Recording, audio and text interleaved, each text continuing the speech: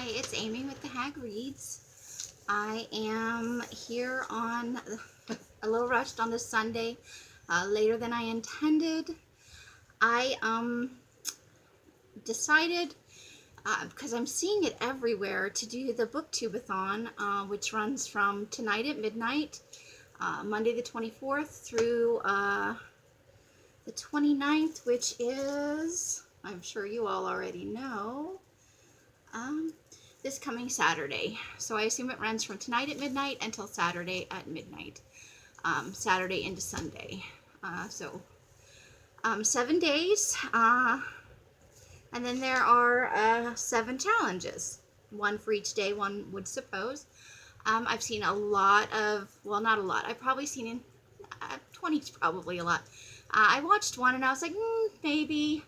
The challenges, I guess this year didn't really speak to me all that much. There are 3 that I just flat out won't be doing. One of them I have a sub for because it's over 100 degrees here every day. I am not going to read anything outside, much less an entire book. Here in the summer, with the exception of a few super sun-loving people, we avoid going outside except to from one air-conditioned place to another as quickly as possible. I don't have a car, so in the summer, since I work at home, that means I rarely leave the house. It's like winter for people who live way up north in really snowy places where you might even get snowed in. We just don't go out if we don't have to here. And people that go out in cars, you know, it's like warming up your car in the winter somewhere else. People here try and cool theirs down before they get in it because it's literally like an oven.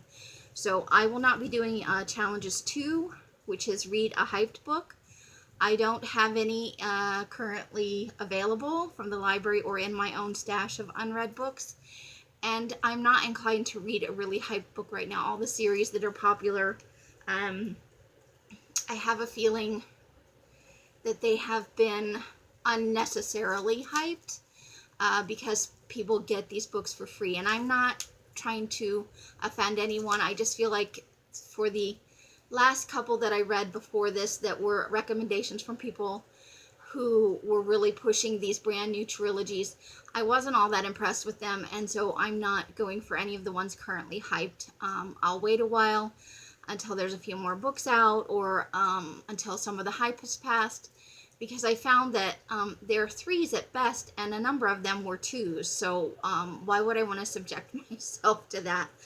And also, there's just a component of my personality, like when the Oprah book club, you know, Oprah's recommendation was really popular, and everybody was like, you have to read this book. I'm like, no, I really don't. And the minute something becomes super popular and everybody has to do it, I quickly lose interest. It just doesn't work for me. So I am not going to read a hyped book. I'm not going to read a book outdoors, but I will try and read a book about being outdoors or that occurs mostly outdoors. I have a couple that will fit that bill. So I have a sub for that. And the other one that I'm not going to do is number 6, read a book you got just because of the cover, and I don't do that. There is no point at which I'm going to walk into a bookstore, used or new, and buy a book strictly based on the cover. There is no cover out there that is beautiful enough to make me read outside of my comfort zone or to expand it just based on the cover. Now, I would go out possibly and buy a special edition of a book that I love, but I wouldn't just walk into a bookstore and go, oh my god, that cover's so beautiful, and buy the book. Because basically, you're buying something to sit on a shelf. It's not even something you're going to hang on your wall as art, which is essentially what that is. If you're buying it for the cover alone, you might as well go out and buy a piece of art you like for $25, $30, $40. A lot of these hardbacks are very expensive, and I'm just not going to do that. I have never done it, and I probably won't ever do it. Now, I have picked books in a genre with the additional component of, I'm not sure about this, but the cover's kind of cool. But that even hasn't happened in a long time. I now, at 46, I pick books based on the description if it sounds interesting in some way. So, and I'm not saying that you're a shitty person if you pick books that way. It's a toss-up, and I wouldn't even say it's a 50-50 toss-up. If you're just buying a book based on the cover, I feel like it's a crapshoot. You might have less than a 50% chance of it being a book that you enjoy, that is good, because I've seen a number of books with beautiful covers, piece of shit stories. So I'm not doing that. And those 3 challenges, number 5, because it's just too hot here.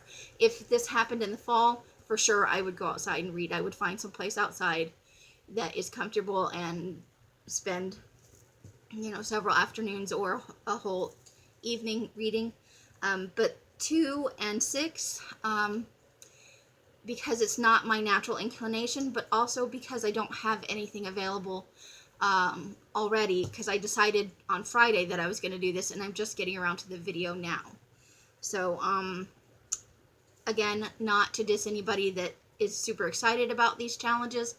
Those just don't work for me and how I read. So I'm not going to try and force myself to fit into that. I'm going to read what I like to read, and that's really what any book-a-thon is about. It's about getting people to read, and maybe perhaps read more quickly than they might otherwise, and I'm viewing this as a competition with myself, not with everybody else out there.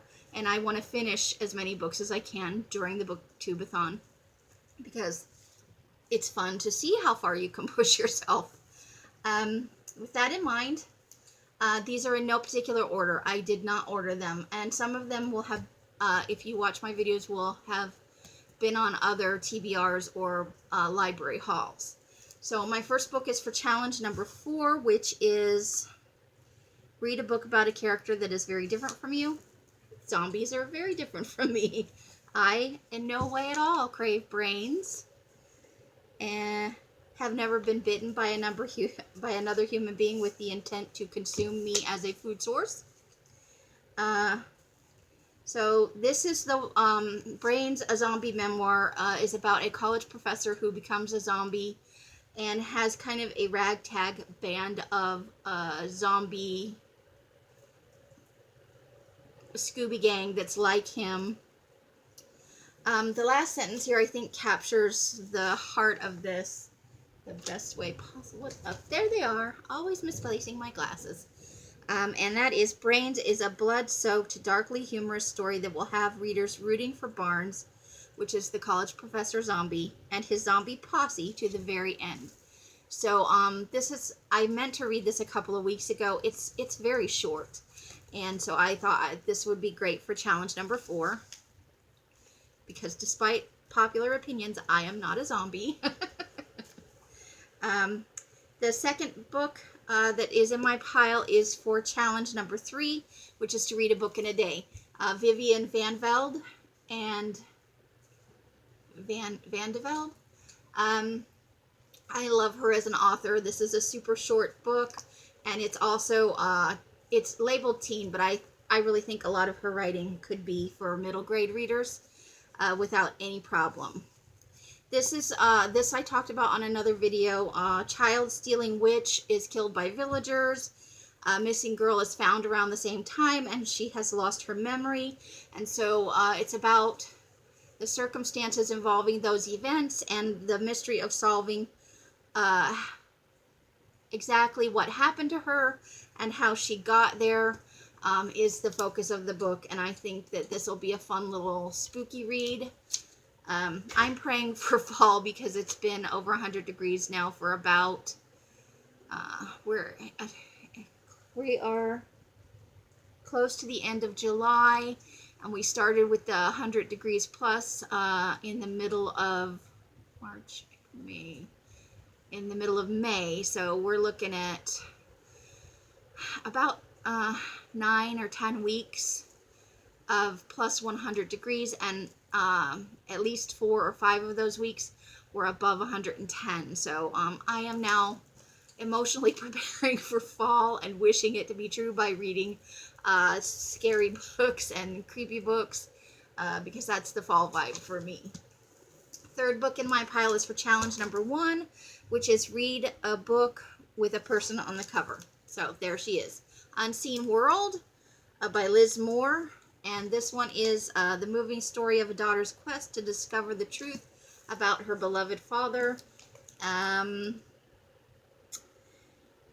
Her brilliant, eccentric, socially inept single father who directs a computer science lab in the 1980s era Boston. She's been homeschooled, and her father is, let's see.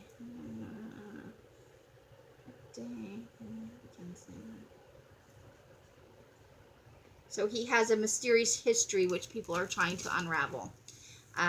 This was recommended to me by a good friend, and so I'm looking forward to reading that. This book is for challenge number 5, which is a repeat of the first one, The Brains, a book about somebody who's different from me, but this could also go for challenge number 1, somebody on the cover. Planet Walker, 17 Years of Silence, 22 Years of Walking, by John Francis, PhD. He started walking in the early 70s, and he went all over the United States and into South America. I am 3 chapters into this. I am on page 39, and his journey is fascinating.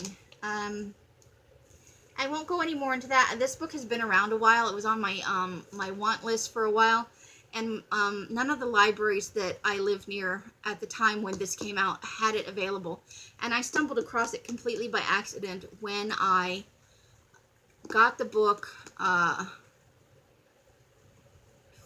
about the young guy who walked across, gathering people's stories not that long ago that I won on Goodreads. This is a much earlier one. He's African American, and he's a man, and I am neither of those things. So this qualifies as somebody quite different from myself, who is older than me, who is living his life in a way that he feels best reflects what he wants to put out in the world. And I am finding this quite fascinating, so I want to try and finish it during this 7-day stretch for the BookTube-A-Thon. The next book is just for BookTube-A-Thon, nothing in particular. It's a 3-act tragedy by Agatha Christie, which is a Hercule Poirot novel. I believe it's, I don't know what number it is, but I'm getting pretty towards the middle of this grouping. I don't like the Poirot ones as much as I liked the Miss Marple ones. I just don't like Poirot in general. So I find these slightly less enjoyable, but they're well written, and just for reading, like, I know this is where a lot of murder mystery kind of came from, that these are considered classics in the genre. Next book up is for no particular challenge, and this is my only YA book. I consider the one by Vivian van de Velde to be a children's book. I don't think many teens would read it, and all the rest of them are just considered fiction. So this one is Shutter by Courtney Alameda. And on the back of the book it says, if it's dead and mobile, it's her problem. The main character of the story, Micheline Helsing, is a, tetrachromat, a girl who sees auras of the undead in a prismatic spectrum. So she's ghost and monster hunting. This goes awry, and also kind of a curse gone amok. So right up my alley, and I did like the cover picture. It's kind of creepy. So that's my only YA in here. I have one YA, one children's, and all the rest of them are adult books. This is for challenge number 5, an alternate.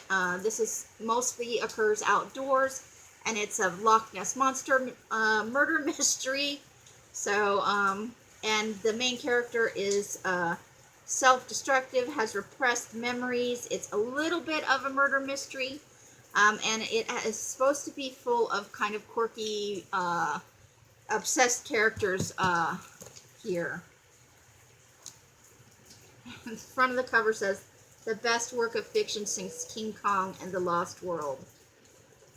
From Lauren Coleman, the world's leading cryptozoologist. We'll see if it lives up to that blurb. Next book is The Female of the Species, Tales of Mystery and Suspense by Joyce Carol Oates. This is an alternative for challenge number 1, which is read a book with a person on the cover because it has part of somebody's face on it. These are short stories. They're mystery and suspense, and I've been meaning to read it for a while, so it's coming up due at the library. I thought, perfect time to put it on a 7-day reading challenge. Next is Mirror Image, and this is just for general reading. I did not even put a little taggy on the back to tell me anything, so shame on me. Jonathan Fraser, a wealthy owner of an exclusive antique store in Los Angeles, buys a mirror at an auction. This is the Evil Mirror book. I've seen a movie like this recently on Netflix, and I think there have actually been a couple on this theme. The mirror is awakening, and its powers are resurfacing. Soon it will unleash untold horrors into this world. That's right up my alley. I'm looking forward to it. Next book is Traveler's Rest, and these are just books to fill out. I have 11 books total here. I think maybe 12. To make sure I get in at least 7 books for the challenge. Most of these are fairly short. A few of them are not, but I think for Loch, I don't think that's going to be that, or the Loch, is going to be that hard to read. I think it's going to zoom past, because it's kind of that. I think I can assume it's a 3-star read, entertaining, if not considered very light, since it's about the Loch Ness Monster. And you could see, I don't know if you could see it in the picture, the boat, which is right here. It's got blood dripping from it, so presumably the Loch Ness Monster wants to eat us. This one is Traveler's Rest, a novel by Keith Lee Morris, and a chilling fable about a family marooned in a snowbound town whose grievous history intrudes on the dreamlike presence. So they go into a hotel, and it becomes a labyrinth, and they're all separated, and they have to, mayhem ensues, find their family members, work through the problem, solve the mystery. It says, with the fearsome intensity of a ghost story, the magical spark of a fairy tale, and the emotional depth of the finest family sagas, Traveler's Rest takes us on a journey beyond the realm of the known.